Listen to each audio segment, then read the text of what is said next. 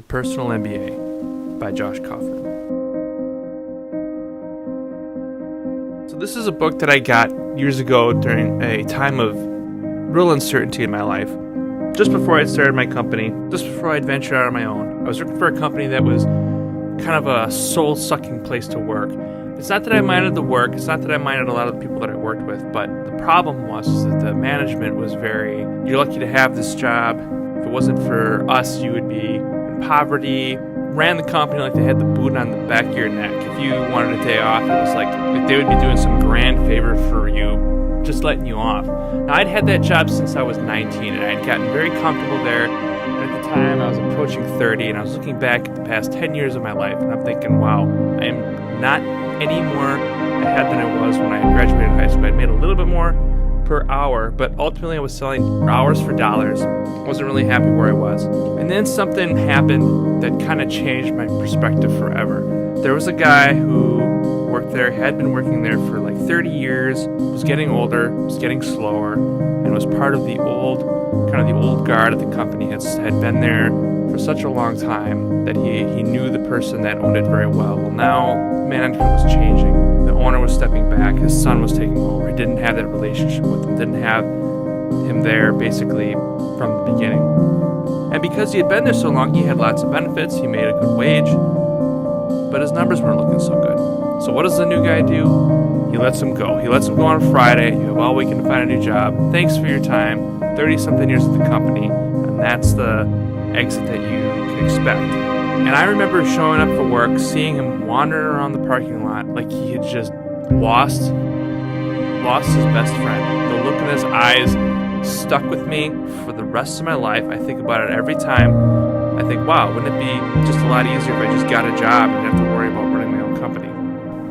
But I'll never forget the look on his face when he realized that he no longer worked at this company, a company that treated its employees like crap, ultimately, yet he was crushed because he no longer worked there.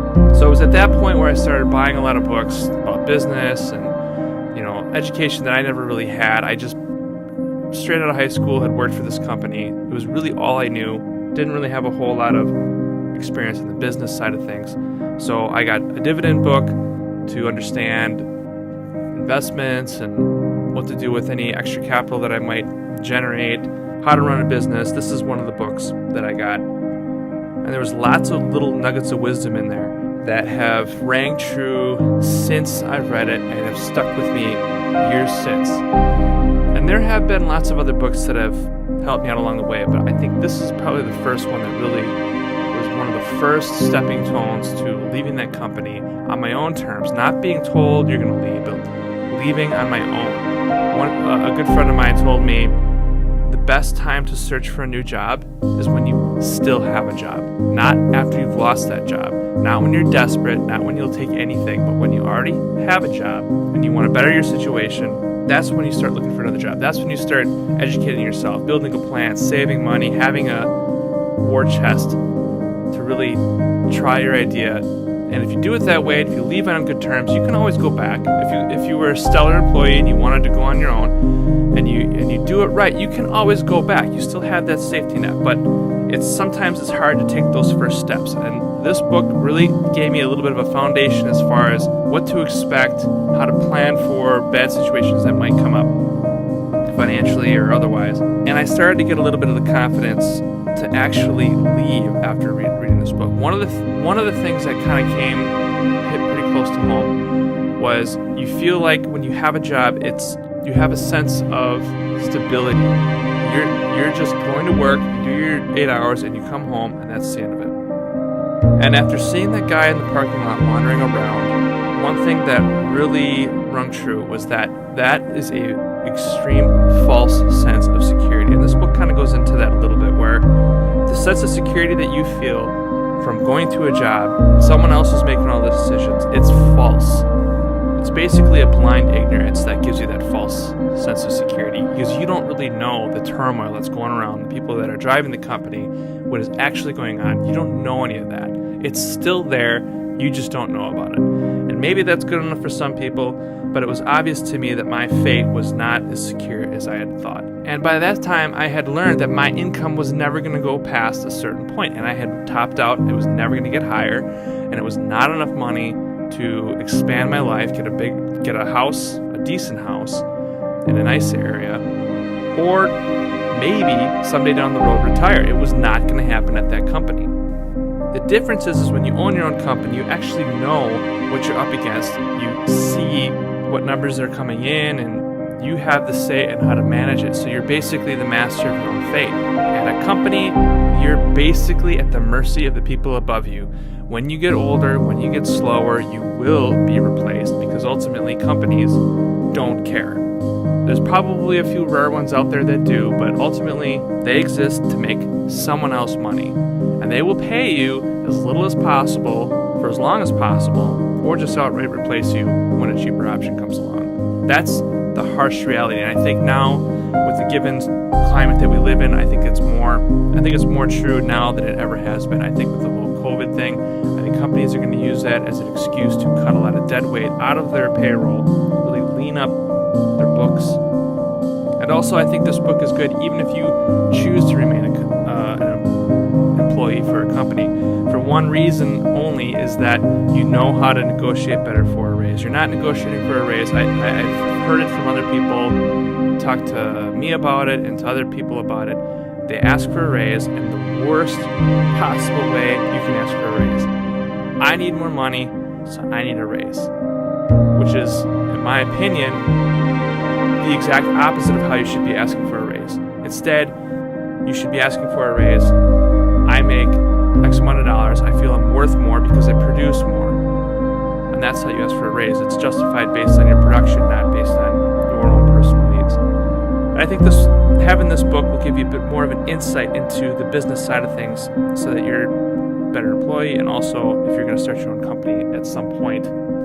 Now, I think a book like this should be required reading in like a school setting, but it never will be, because there's a very damning opening chapter that talks about, it goes through the numbers on if you were to just get a job, learn the ropes, earn for so many years versus going to a formal education, what the school debt would cost, and you're not earning, and how far ahead you're going to get if you just go straight into the workforce. Now, obviously this is not going to become something that you're going to read in school, because it's very anti-college and very much against the formal institutional learning. But it's alarming to me how many people look at college as like the end-all be-all. Now, I'm not saying that all college is bad. If you want to be a doctor, you need that arm to pull. If you want to be a lawyer, you need to go to college. There are certain jobs out there you need to go to college if you want to perform well at them.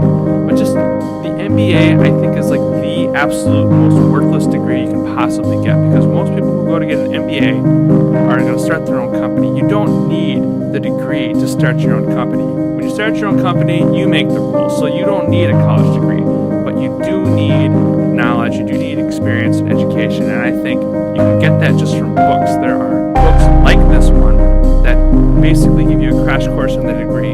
There are books out there written by masters of industry that you can learn from, not all of which are alive.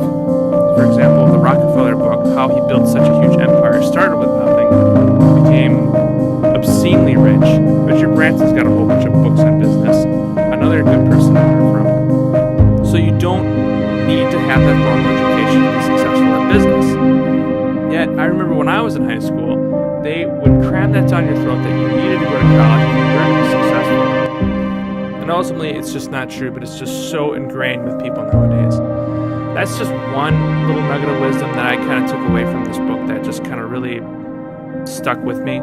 And speaking of college and kids today, there was one guy that worked with me who really wanted to go to school, and he really wanted to get his MBA. And the whole time I'm thinking, there are a lot of people that work at McDonald's, there are a lot of people that work at banks, jobs that you do not need a degree to do, but they have MBAs. It's, in my opinion, one of the most worthless degrees you can get.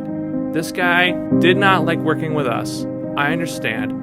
He wanted to go to college to get his MBA. He felt that that was going to better his position, and there's nothing wrong with bettering your position. I recommended this book Now, made no secret about being a big fan of Audible, especially this guy rode the train in New York City an hour to get to the job site and an hour to get back. And maybe a little bit extra when you're walking around doing chores around the house or whatever. He could have finished this book in about a week, which is, I think, what I did initially, just at work. And I have a job where I can listen to books all day long, and it doesn't, basically on autopilot all day long. So I go through 2-3 books a week, easy.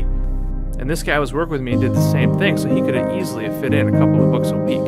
So I sent him the link for this book. I said, listen to this book, get it on audio, you can listen to it on the train, and if you still feel like you need to go to college after listening to this book, then go for it. But do yourself a favor, it's free on Audible, download the book.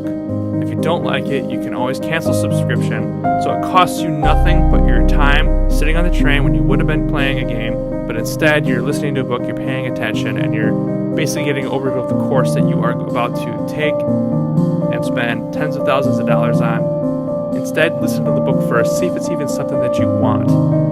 And it just blew my mind because he told me, I don't know that I can get through a book like that. I don't think I have the discipline to listen to a book like that. It won't keep my interest, so I'm just not going to do that. And my response was, well, if you can't get through this one book about the course you're about to take and spend tens of thousands of dollars on, then you have no business in going to college, because they're going to give you stacks of books, just like this one, not an audiobook, that you will be expected to read and understand to pass the test to get the degree. Otherwise, you're just wasting your time. So it blew my mind. And years later, he obviously doesn't work with us anymore. He did not go to college, ultimately. And I think he works at a soap factory now. So, yeah. So like I said, it was a very influential book for me. One of the main stepping stones before I finally broke free of that company, was able to start my own company. And I've been doing it for years and haven't looked back. Which reminds me, I should be doing videos. If that's something you would like, leave a comment below. I'm thinking of doing one about applied knowledge, where it's actually affected business and my life. If that's something everyone wants to see, then let me know with a like and a comment, and I'll get to it. Otherwise, I won't waste my time. If you guys have read it, agree, disagree, let me know. I'll talk to you next time.